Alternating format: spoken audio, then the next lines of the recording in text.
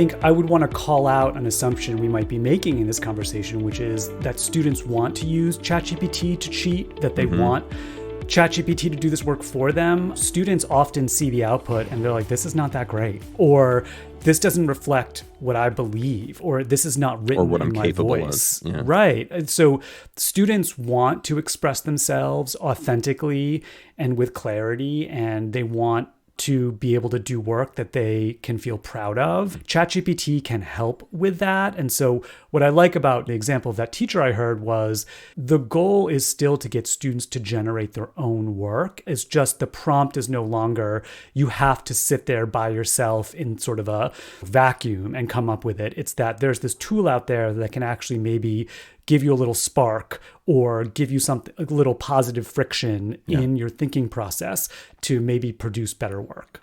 Yeah, and I hope people who are listening to this are taking away the sort of hopeful tone that I'm hearing, which is that, okay, yes, it can be used for cheating. Yes, nobody here is denying that. But honestly, students, some students might want to cheat with it, but really students, on the whole, want to do good work. And the reason, I've said this to other people, the reason that a lot of times students want to cheat is because they don't like to do stupid assignments. And so if you're handing them a stupid assignment and saying, go and spend all of your time doing this, okay, yeah, they might find ways to cheat, but hopefully we're not giving stupid assignments, and therefore they're not going to be interested in just plugging it into a computer. Yeah, I mean, students have been cheating for centuries. There are other ways. They will continue to cheat, right? And I think there's research on cheating that articulates lots of different reasons why students cheat. Lack of interest in the assignment, or pressed for time, or stress, or contextual issues, right?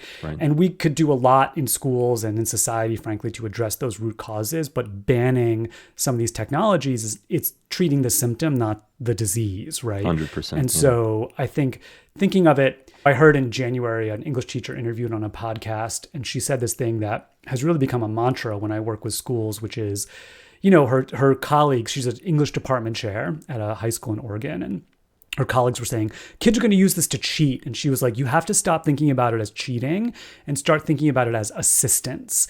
Cheating is certainly an element of too much assistance, right? It lives within that bubble of assistance. But there's so many other ways that students can use AI as an assistant that can be very empowering and still be academically honest. And if we start with that broader look, we might see more opportunity than just sort of that smaller cheating element of the whole thing.